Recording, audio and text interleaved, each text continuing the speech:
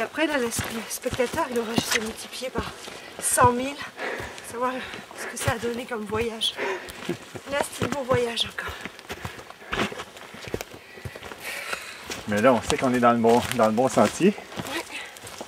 On a juste fait 1h30 de détour. Faut dire que c'est génial, je suis plus en forme. Ben oui. Ce qui ne tue pas endurci. Voilà, que de sagesse.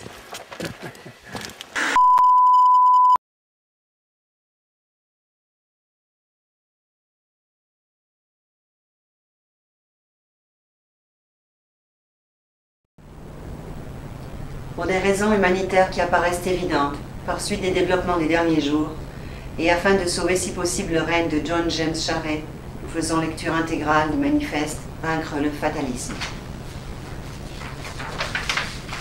Vaincre le fatalisme, manifeste. Le 12 mars prochain, la coalition opposée à la tarification et à la privatisation des services publics et l'Alliance sociale nous invitent à une grande manifestation nationale contre le budget Charest, avec l'objectif déclaré d'infléchir la trajectoire néolibérale du gouvernement. Les deux coalitions nous proposent comme moyen d'action de reproduire le schéma classique de la mobilisation citoyenne. Dans les circonstances actuelles, ce type de manifestation politique nous mène tout droit à la défaite, en construisant une fausse contestation aseptisée et formatisée qui croit pouvoir changer la donne en paradant sur les boulevards. Dans les faits, même étroitement encadrés, surveillés et filmés par des hordes de flics, nous ne risquons rien parce que dans ces conditions, le pouvoir n'a rien à craindre de nous. Depuis plusieurs années, le constat est évident. Une grande marche populaire ne sert à rien, sinon à passer à la télévision et à répéter dans les médias hostiles les mêmes phrases creuses. On ne peut même pas dire que la marche est un moment de solidarité entre marcheuses et marcheurs qui alimente le désir de continuer la lutte. Non, on papote, on échange des nouvelles avec les copains-copines, on lance quelques slogans pour faire bonne mesure et on va prendre une bière sitôt la marche terminée. Belle combativité. Pendant ce temps, le gouvernement Charest affirme depuis 8 ans qu'il ne gouverne pas selon les sondages ou l'opinion de la rue. Alors qui? Pourquoi? De plus, nous irons manifester dans les rues, sur la place publique, mais celles-ci ne nous appartiennent pas.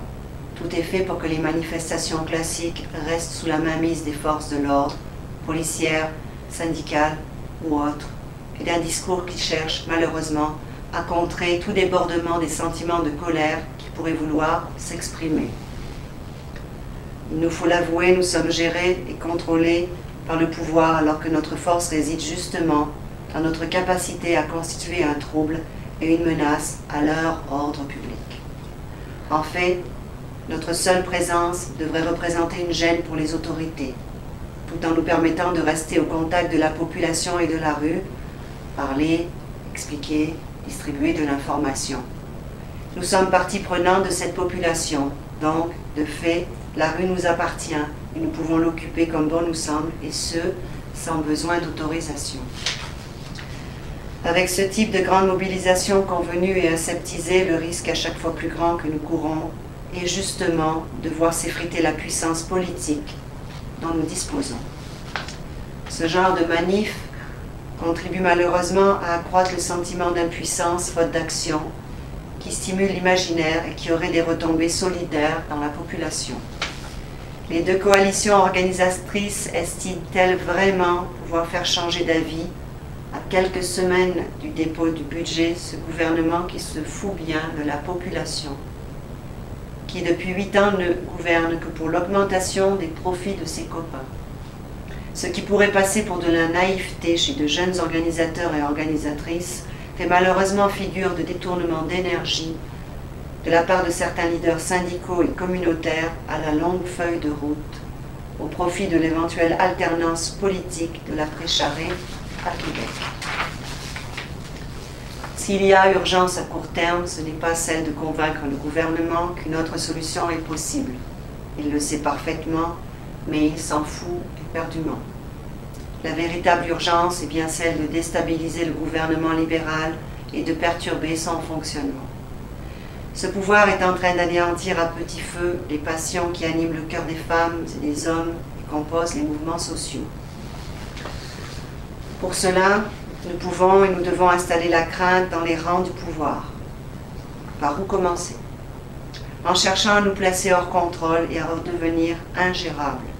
En redevenant ingérables sur le terrain, nous semons le doute dans la classe capitaliste et chez le pouvoir politique, tout en favorisant les contacts avec la population. Il nous faut contourner le piège du rendez-vous unique et du pouvoir et du parcours prévisible. Une idée serait de prendre comme point de départ de nos rassemblements plusieurs lieux d'une même zone. Ces points de rendez-vous seraient fixés individuellement ou par organisation ou groupe affinitaire dans une zone qui, elle, serait prédéfinie collectivement. Cette zone, pouvant faire quelques rues ou plusieurs kilomètres de rayon, deviendrait en quelque sorte notre terrain de jeu. Chaque groupe ou rassemblement de groupes est libre d'y entreprendre l'action qui lui est propre, qui lui correspond. L'objectif d'une telle zone d'action est de créer de l'agitation autour d'un message et selon des modes d'action variés, dans une temporalité qui soit unique et courte. On réunit ainsi les principes de diversité des tactiques et de zones autonomes temporaires, tout en s'affranchissant le plus possible du contrôle policier total. La police, agissant sur des modes de maintien de l'ordre archaïques, est dépassée s'il y a une multiplicité de foyers de regroupement, ici et là. Enfin, il peut être prévu de converger vers une cible à partir de tous les points d'une même zone. Nous en appelons aux militantes et aux militants de la base, les invitant à prendre en main leurs manifestations qui appellent à notre capacité de faire plutôt que de se laisser encadrer par une stratégie d'action qui mènera à un cul-de-sac. L'échec récent des négociations pour améliorer les conditions de travail des employés de l'État par les leaders actuels de l'Alliance devrait nous inquiéter. Pourquoi ces mêmes dirigeants de l'Alliance seraient-elles aujourd'hui plus déterminés à faire fléchir le régime? Depuis des années maintenant, la privatisation des services publics est en marche et nous continuons à nous appauvrir. Les stratégies classiques de mobilisation citoyenne ne peuvent plus rien pour nous, parce que l'époque du dialogue et du compromis social-démocrate avec l'État est bel et bien terminée.